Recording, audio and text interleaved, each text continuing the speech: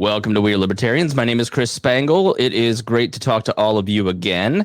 My guest today is John Monds. He is running for president on the Libertarian ticket, and he has had a banner week. John, welcome to the show. Thanks, Chris. I appreciate you having me on. We hosted two debates, or we didn't host them. We produced them, and you were in both of them. And I thought you did a stellar job. I thought that you came across very well, and I think that you are kind of the sleeper in this race. In that, you know, people, when Amash dropped out, people went to Jorgensen, who they've known for a long time, or they went to Hornberger, who's the internet favorite.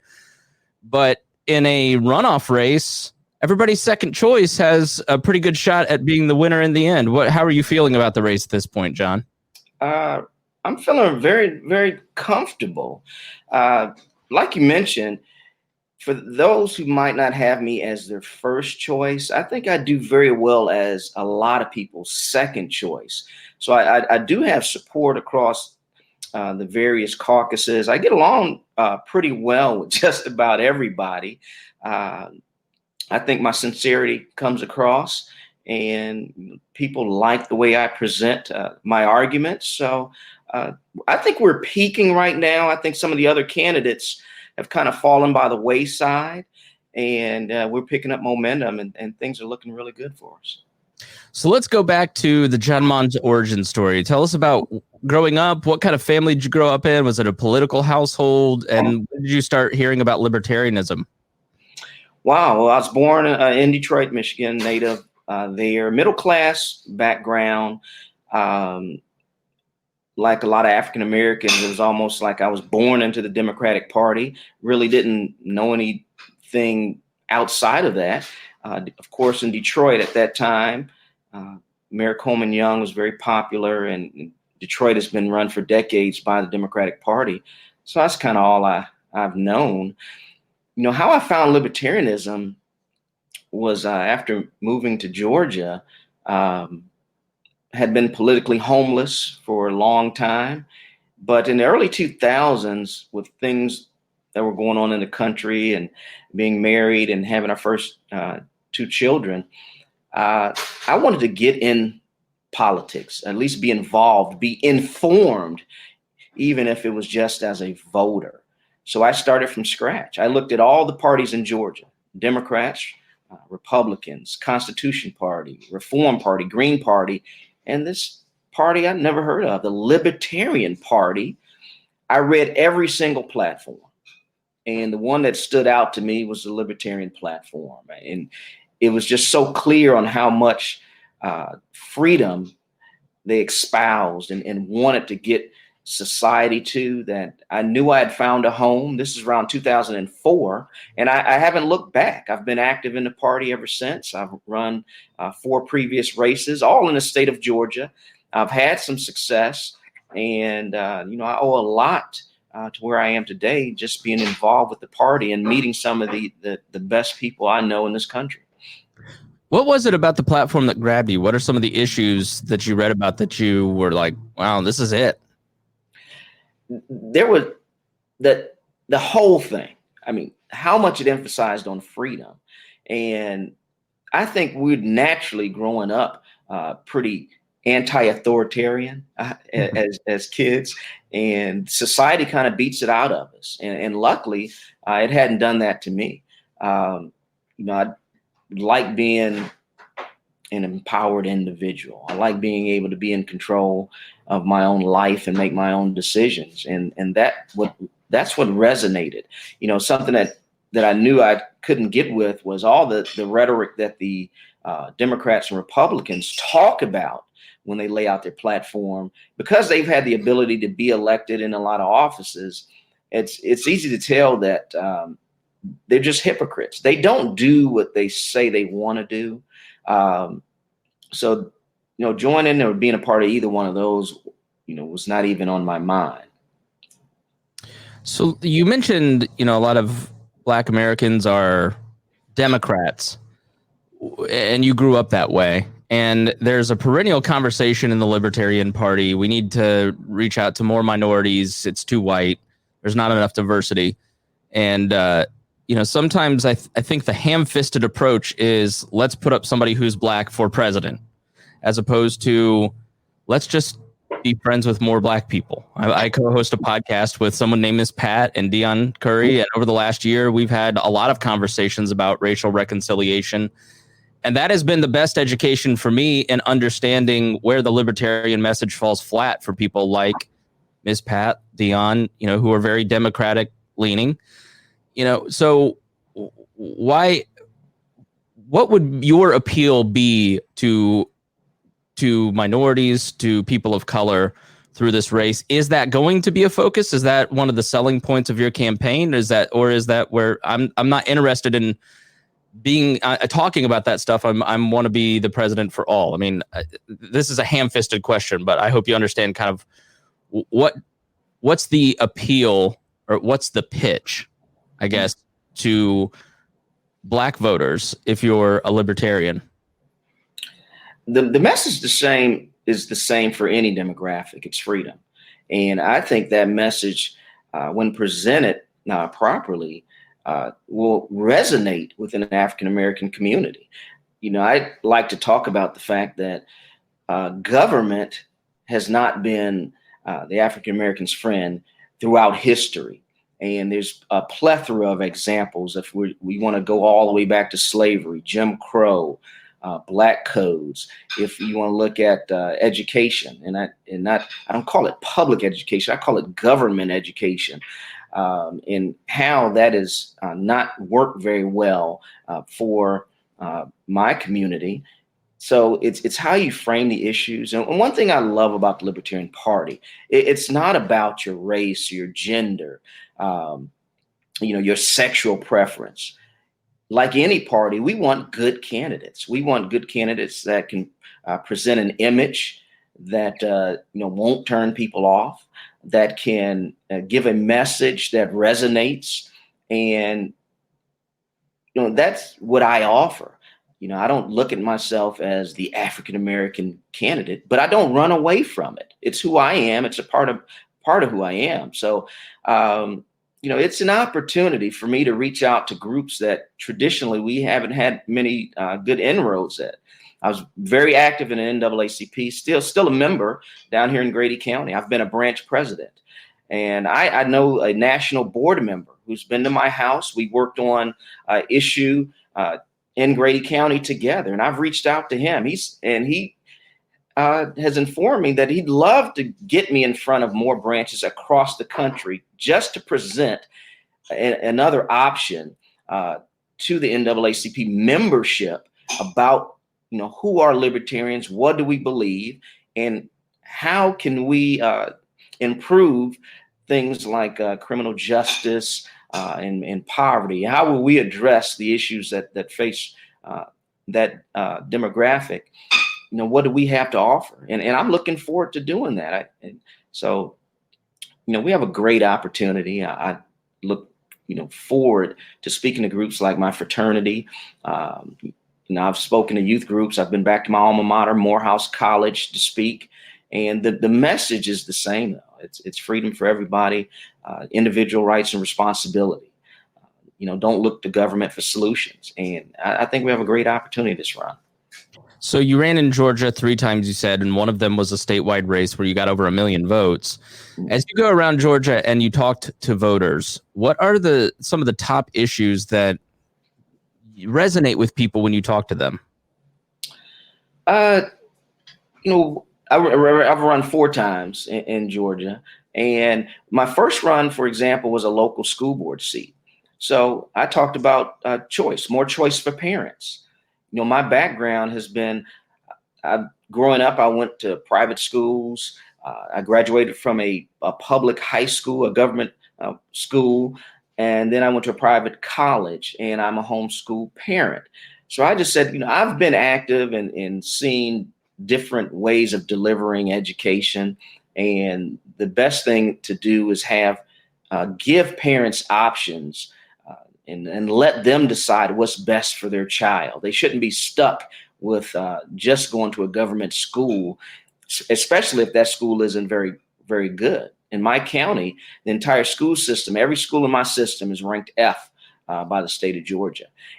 But there's not a lot of options that they have. We have no private schools. Some people go over to the county next to us, but I talk about homeschooling. So you approach any issue from a perspective that more freedom works, more individual responsibility works, and options. So one issue that I had some success when I ran for governor was it was a small issue to a lot of people, but it was important to us, and it had a very popular support, was Sunday sales of alcohol. That's an example.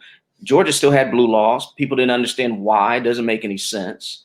So I was able in a debate to get the eventual winner of that race, Governor Nathan Deal, to commit that if the Georgia Assembly passed a bill allowing for Sunday sales, I got him to say that he would sign it. The previous governor had refused to do so. And I took the position it was popular with the people. It was popular even with the Republican Party, and that if I was elected, I would sign the bill. And I look at that as a very pragmatic approach. If there was not a likelihood of me winning, at least I could have some type of effect and show that a Libertarian candidate can get in there, fight it with the big guys and make an impact. So that's exactly what happened. Deal won, and the Georgia Assembly passed that bill, and he signed it. And I like to take a little bit of a partial credit for at least bringing Sunday sales to Georgia. And that's how I approach every race. That's how I approach this race. Where can we best have impact in bringing some moving the freedom ball or line down the road some. So one of your fellow opponents, Arvin Vora, came to Indiana, and they were talking about Sunday sales here because that was a big the Libertarian Party of Indiana made a big impact in getting that reformed here in Indiana as well. And he chastised the state party on social media, saying this is just these little incremental, we need to stand boldly and declare education, blah, blah, blah. And that seems to be the fundamental disconnect. And that seems to be the spirit of the hundreds and hundreds and hundreds and hundreds of presidential debates that have been had on Zoom over the last couple weeks. Is messaging, is approach, is the pragmatic versus radical thing, which I hate labeling it, but that seems to be the approach. Is how do you reach out and appeal to normies, to people who are not libertarians, your friends, your family, with a bold libertarian approach? How have you thought about that? How do you approach? Because I listened in the debate last night and I was like, okay, he has radical stances, he has radical messaging, but he presents it in a very pragmatic approach. Is that just from experience? I mean, how did you get to that point? Some of it is experience. Once again, I've been down this road with my 4 previous races, and you're exactly correct. I consider myself pretty radical, and with that label, it doesn't make a lot of sense, because when you look at the Libertarian platform, it's all about freedom. And I mentioned last night, but freedom in today's world is a radical ideal. And I want to be free. I want others to be free. So I consider myself radical. But the approach, I think, it has to be very pragmatic. And that's why messaging is so key.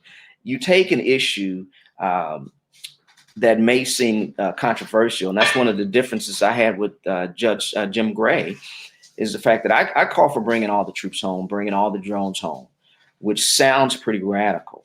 And that's what he would say. And people aren't going to listen to that. I say, well, it's how you present it to people. You present the fact that, one, you have to attack why we have troops all around the world. And what's the rationale? And the rationale is that it's going to make us safer. And I disagree. And that's why you have to attack that first. And I say it doesn't make us safer. If any other country around the world did what we did to us, then we would not look at those countries as friendly. We would not look at those countries as our friend, and they would be our enemies. And that's kind of, and when you make enemies, that doesn't make you safe. That doesn't make you secure. So that's the argument. I turn it around. The other thing we have to look at is that a lot of these engagements have been based on lies. And I think the American public realize that when you talk about weapons of mass destruction, they already know that. When you talk about, you can go in a little bit more detail about the Gulf of Tonkin, whether it's the Vietnam War, whether it's Korea, whether it's the World War II, World War I with the Lusitania. You lay out the facts, because if you can explain the why we want to do it, I think the how we do it will come, and people will, once you have the support of the American people, then that puts pressure on Democrats and Republicans once again to adopt our position, or at least discuss it, because that's what we want. We want to be in the game. We want to, have a discussion. And instead of saying right now, well, we need all these troops around the world, let's have a discussion on why we should bring them home. And that's what taking a pragmatic approach does. Yes, it's radical, but it can change the dynamic and force our discussion on other parties. And you take that with any issue. And in the Department of Education, or, we talk about, ending the federal income tax. Once again, that's a radical idea, but you have to explain why you want to do it. And in part of my messaging and language that I use, I call the income tax a slave tax. There's no minimums or maximums in the 16th Amendment, that allows government to pretty much, go down to zero, or they can go up to 100%. So why should government have any authority to take everything that we earn? That makes us slaves. If we can work all day and the government can take everything we have, you make the argument that the country survived without an income tax for over 100 years, probably 150 years. We don't have to have it. And what do we get with the income tax? All we get is more government. We get a debtor nation. But you make that type of argument. You can have a discussion over that. I say, is Donald Trump and Biden, I want to see them arguing on why we shouldn't end a slave tax. That just puts them in a very uncomfortable position. But it does open up the discussion to a very radical ideal. Yeah, and I think that's where I break with a lot of the pragmatic crowd, even though I'm from Indiana and I'm, a former member of the cabal with you're on We Are Libertarians. So I hope before this interview is over, you denounce Brett Bittner and declare never Bittner. And I've learned this from Miss Pat too, because she's the most direct, forceful person I've ever met. She just says it like it is. And people appreciate that honesty. They want to know where you're coming from. And the pragmatic approach over time has sort of, we need to be coy about what we believe. We need to be sneaky. And that just doesn't work for people. That people want it plain, and they want it honest, and then they want a plan to get there. And that, I think, certainly is important. So with that being said, let's talk about the future. What are the issues that, as you approach the presidential race, what are the top few issues that you want to run on should you get the nomination? You always have to pick issues, one, where the Libertarian Party is strong on, two, where we destroy the other parties, and three, something that'll be popular with the public. So once again, the number one issue I have is bringing the troops home, bringing the drones home. Because I think, one, we have a strong libertarian position on that. Two, it separates us from the other parties. That's what they're not talking about. Another issue is ending the income tax. Once again, very popular. I haven't run across anybody, and I don't just sit around asking libertarians. I ask family, friends, fraternity brothers, folks in the community. Would you like to end the federal income tax and get rid of the IRS? And to this date, I haven't had anybody anybody that said no. They didn't say, well, what would we do if we didn't have it? They're not concentrating on that. They're just concentrating on, I want it to go away. So that's an issue we can have inroads on. And a third issue I think that we would be very strong on, of course, ending the drug war, but the presidential power to be able to unilaterally issue pardons and commutations. With where the public view on medical marijuana as a whole across the states and moving across the country, legalization, decriminalization is very popular. So why do we have these people in prison? There's over 83,000 federal inmates that are incarcerated because of drug offenses. A lot of them are nonviolent, victimless crimes. And the records of past presidents have been horrible as far as getting these people out of prison. So I think I can goad Trump or even in Biden into saying this is wrong. This is a horrible policy to have this many people in prison. And I know as president, that's one of the first things I'll do from day one is reviewing all these cases and starting to get these people out of these cages. So that's a way that we can have impact, because just think of the family members of those inmates, the supporters around the country that and throughout the states that realize this drug war has failed. It's destroyed families, communities. It's fueled violence and crime. And that's an issue that we've gotten it right. The party has gotten it right on drugs from day one. Right now, the Republicans and Democrats are trying to co-opt their drug stance and take us out of the limelight. And I won't let it happen. I said that when I first entered the race. I had an interview on an Atlanta radio station, WALK, talking about criminal justice reform. It's an African-American radio station audience. And I said, we've got to start with the drug war. I mentioned the Libertarian Party and how we've got it right for 50 years. I mentioned that fact that the Republicans and Democrats have all of a sudden come around.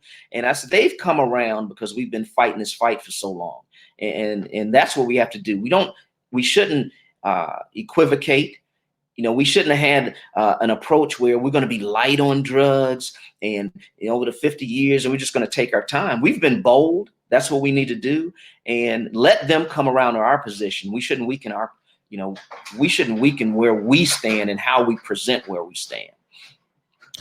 So one of my big critiques of the Johnson campaign was strategy and just preparedness for the job. I found it a little curious that when asked on 60 Minutes who would be in your cabinet, Bill Weld had to bail out Johnson his second run, and he didn't quite have an answer. He didn't seem to have a lot of plans, and then they had this strategy of trying to win one state, instead of kind of running everywhere. Should you be the nominee, what are your plans to message preparedness for the job? And then also, what would be your strategy in terms of winning the presidency?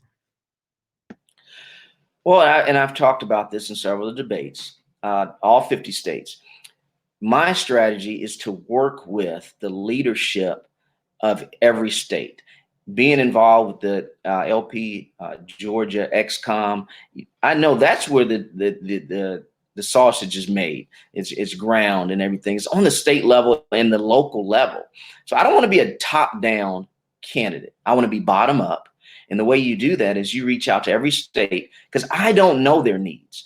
I don't want to be a candidate that dictates what I'm going to do for Georgia. I'm going to ask Georgia, what can I do for you?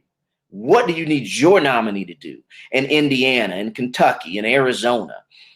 Then we can have a regional plan that we can hit events, say in the Southeast or the Northeast, hit multiple events. We'll coordinate that with the leadership, with the team, and go out to every state. And that's another difference I had with Jim Gray was we need to concentrate on 5 states and really make an inroad. Well, what do you say to the other 45 states? That you don't matter, or those down ballot candidates. So that's my approach. But messages is key. Once, I've already created a short list for Supreme Court nominees. One of my favorites is Scott Bullock. He works with Institute for Justice, and it's an organization that's solid. They do a lot of work with civil forfeiture reform and licensing. They've been to the Supreme Court. They've argued cases. So it's several of their attorneys that are on the short list, and you put that out there. So it's not just for them. It's not just a good strategy for the campaign, but you promote organizations that are doing the work. And they should get some recognition. So in doing that, if somebody goes to the Institute for Justice and say, hey, let me check out, what the Scott Bullock guy is all about and what the Institute for Justice is, that helps us. Maybe they get some more donors and things like that. So, that's the strategy. You have to be prepared and to hit any question and all that stuff. And nobody's perfect. Everybody's going to make mistakes. As a candidate, we all do. And that's why, I hate to see that Johnson didn't have as much success or was tripped up, but I understand it. It may happen to me as a nominee or any nominee. A lot of people are out there just to do that, just to trip you up. But you got to keep a level head and keep it moving. You make a mistake, you recover and keep moving forward. But I'd like to get when a presidential candidate, and that's one thing. I don't believe in duplicating what Democrats and Republicans do.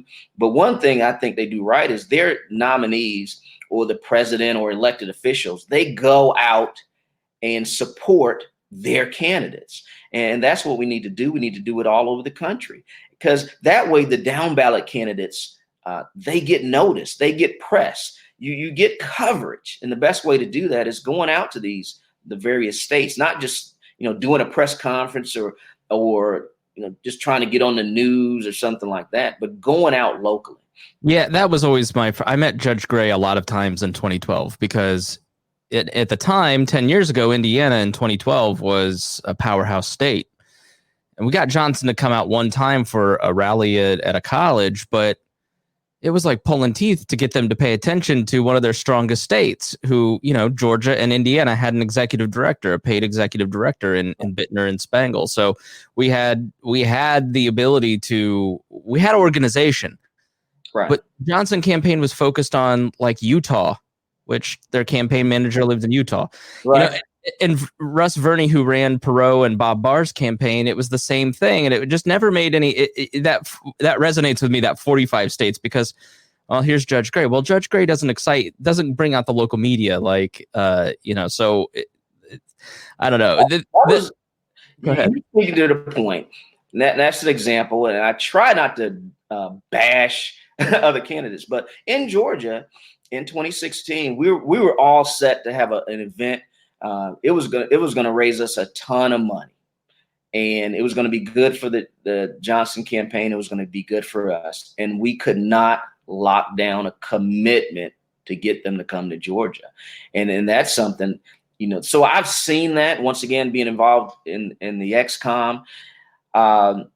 That's not something I would do. I want to help. I want to build strong organizations across the country and hit the states. And that's why it's important to work with the leadership. What do you need me to do? You need me to be there? Okay, let's make it happen. So that's allow me to editorialize. This is not the opinion of John Monds, but the strategy of Barr and Johnson campaigns, both of whom I supported and both of whom I voted for proudly. This strategy of let's go after two states to win an electoral college vote, to throw it into the House, like that's sort of a pipe dream. Like, we have no structural organization across the United States. Like, build the organization and then that stuff will come. And yeah, so I agree with that. One thing, let me add this before you move on. Here's a different strategy and one I plan on doing.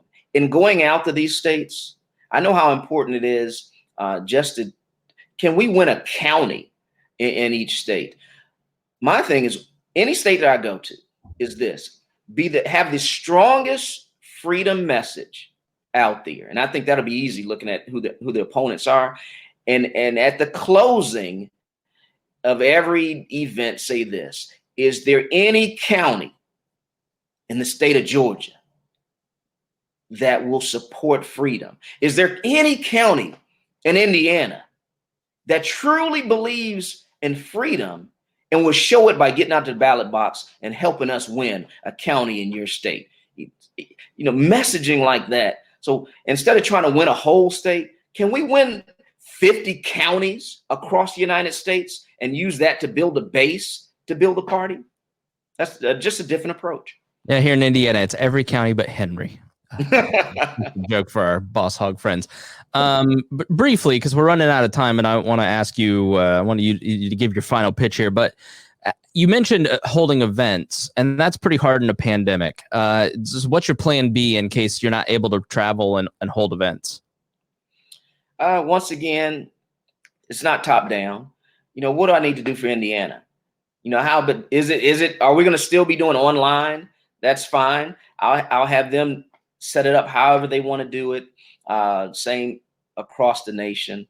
It's just easier that way because you can't, I don't want to be a central planner.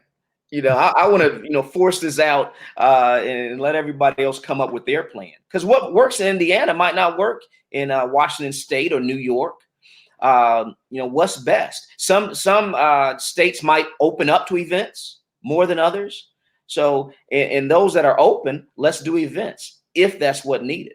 And the ones that haven't, let's do it online. All right. So final question here. It's more of a prodding statement. Give us your closing pitch to all Americans, not just Libertarian Party delegates who will cast their token for the final debate tonight and then possibly vote for president on Saturday on an online convention. Not just to Libertarian delegates, but to all Americans. What is going to be your pitch? Well, it's this. You cannot have a free country without free people. And I'm not talking about rhetoric of whether you stand for the flag or, or give some type of event, praising how free we are. We have to look at, are we truly free? With the government closing down and nationalizing basically the entire economy, putting people under house arrest, is that what America is all about? I'm a descendant of slaves from Georgia, and that's not where I want to go.